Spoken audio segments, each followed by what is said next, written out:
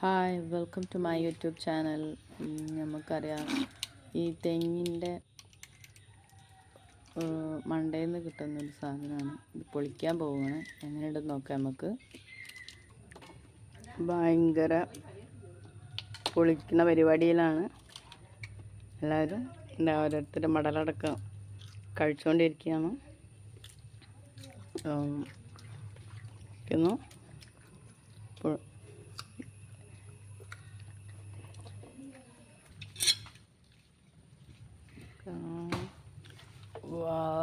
നല്ല